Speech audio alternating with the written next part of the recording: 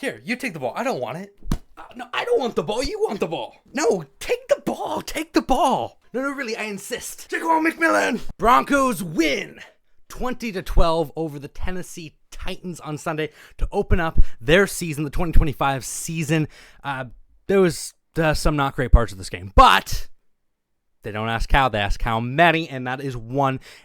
They may have won the game, but man, there was a lot of mistakes on the way there. Game starts off with the Titans getting the ball. Tony Pollard, a couple runs, Broncos stuff him. Cam Ward's first throw comes on 3rd down and 10 from his own 35, and the Broncos have him dead to rights, and they'll throw off to the side. Tony Pollard catches the ball and goes out for 29 yards, converts the down. Turns out I was completely unbased in my fears because the Broncos defense was suffocating. They would not allow a single touchdown all game, and they would go on to only allow one more 3rd down conversion in the entire game. The most mind-blowing stat of this entire game is that in the second half, the Broncos defense allowed a grand total of -2 net yards. What? Like, I get this as a rookie quarterback and his first career start on the road, but that's insane. Unfortunately, Bo Nix also looked like a rookie quarterback, except this is his second year. And yeah, it started off really good. The Broncos drove down the field. He was 4 for 4, and then 3 straight plays to Tyler Beatty. He was active instead of Jaleel McLaughlin, who was inactive for today for the first time in his career. And yeah, I miss Jaleel. This graphic that I'm putting up on the screen right now pretty much sums up how Tyler Beatty's day went. That's about it. The good news for the Broncos early is that they were able to move the ball down the field. The bad news is that they very quickly were not able to move the ball at all. They settled for 3 points on their first drive and then struggled to do anything with the football for the rest of the first half, looking shockingly similar to Nathaniel Hackett's offense, and that was a little concerning. Of course, the Twitter reaction to the first half was completely sane and normal from Bronco fans.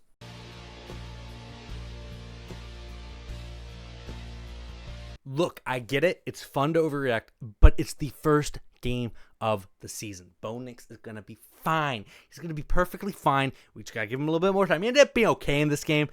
25 for 40, 176 yards, a touchdown, 2 picks. Both his picks were pretty brutal. Some put that first pick on Cortland Sutton. I'm kind of in the camp that, yeah, maybe Sutton can break that up, but that's not a good throw still. It's still not in the place it should be. The running game was kind of hit or miss. The RJ Harvey and J.K. Dobbins both ripped off big runs in this game, and that was huge because at halftime, this game was disturbingly close. The Broncos went into halftime with a 6-10 lead. Oh, wait, what?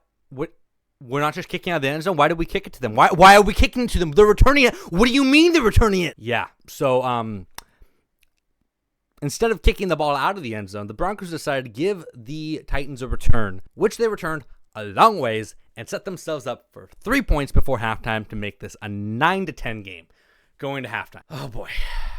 Yeah, some coaching decisions in this game were questionable at best. Good news is the Broncos defense is fantastic. Incredible, soul sucking. The unit is incredible. Nick Bonito especially, he had an incredible amount of pressures, one of the highest pressure rates in the league so far this week. I'm recording this before Monday Night Football, so just FYI, Monday Night Football's going to be here soon. I'm pretty excited about that. I should watch that game. But the Broncos were not on Monday night. They were on Sunday. So, like has been the case so often in the last few years for the Broncos defense kept them alive in this one, continually bailing out the offense when the offense gave the Titans basically golden opportunities over and over and over and over and over and over and over and over and over and over and over and over and over again.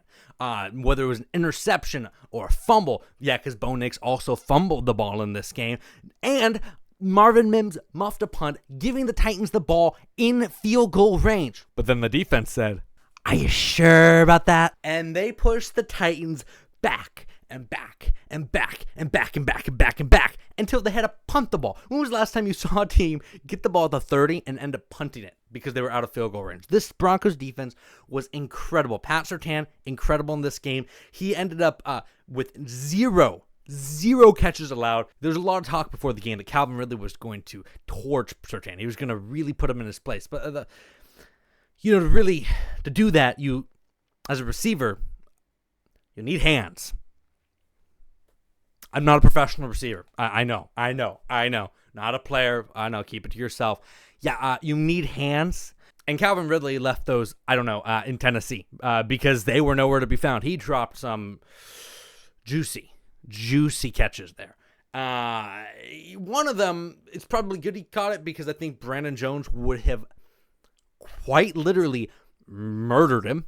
I'm going to put that photo up on the screen. As you can see, if Calvin Ridley catches this, he's dead. He's just dead. It's not a question. He's just dead. This offense still really struggled to get anything going. In fact, it was 12-13 Broncos in the fourth quarter. But that's when the Broncos brought out their secret weapon. Now, come here. So this is insider information. I've been told that there's this new idea in the NFL called running the football. The idea is that you're going to give it to one of these smaller, faster, quicker guys, and you're going to put them behind the large, dare I say, voluptuous offensive lineman, and he's going to run the ball and get yards instead of having to throw the ball and maybe get it picked off. And you'll burn clock and you'll wear down the defense. I keep this between me. You and me. I mean, I only get 100 views on my video. So you and me.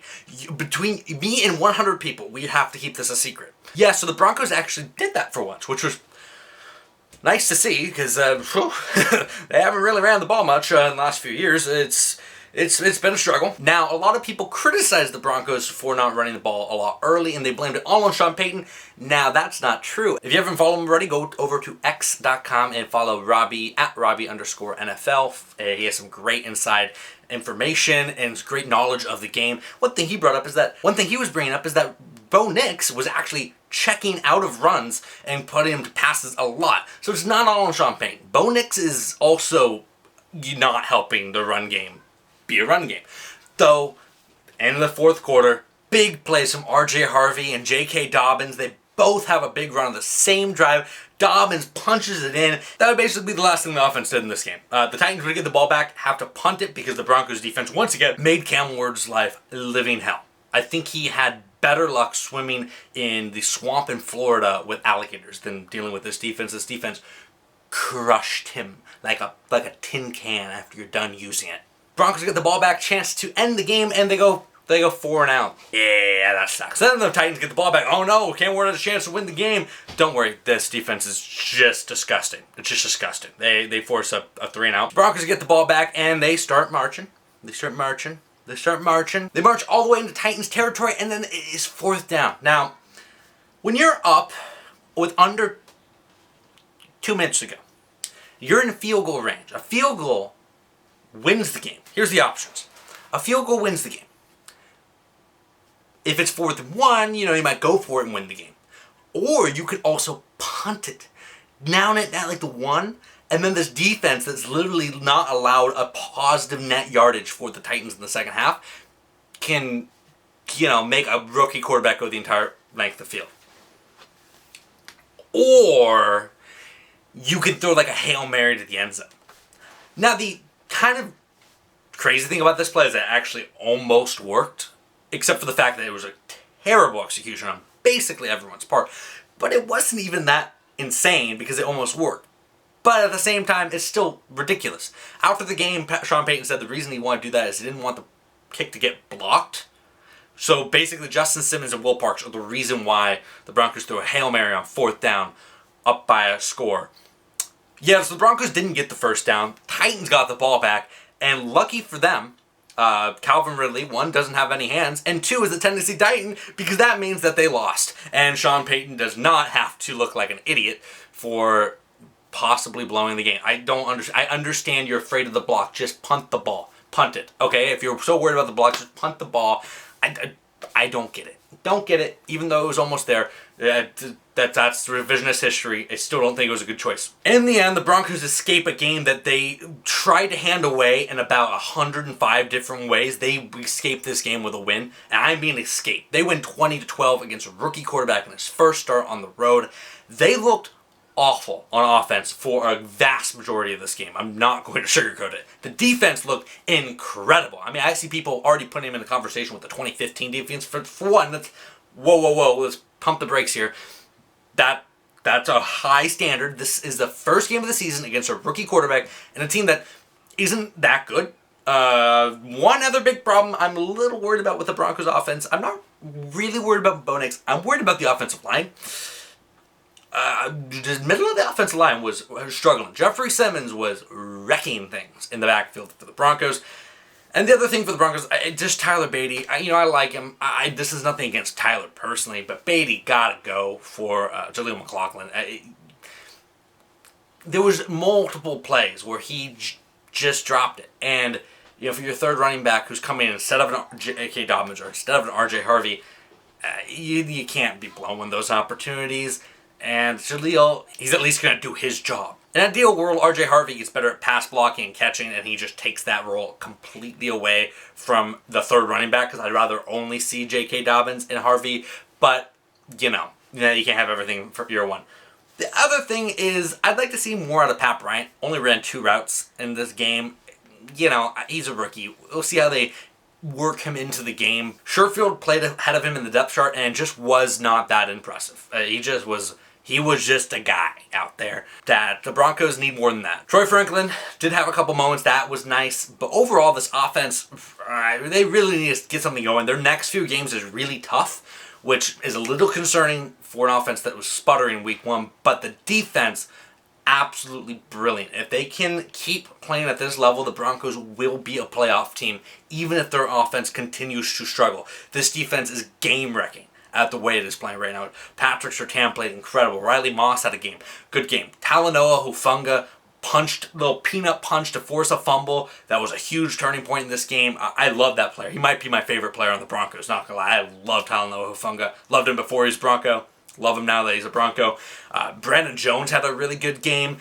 Riley Moss came up big in a few moments. Jaquan McMillan and Jahdae Barron, people worried about those two. Where are they going to fit? Well, guess what? Final play of the game to end it. Jaquan McMillan off the edge, forces the fumble, recovered by Jahdae Barron. That's why you don't need to worry about things. We'll see how things go the next couple weeks. Are going to be tough. They play teams like the Chargers and teams like the Eagles, and those are going to suck. And so don't be surprised if the Broncos struggle to win some games and they start with a poor record.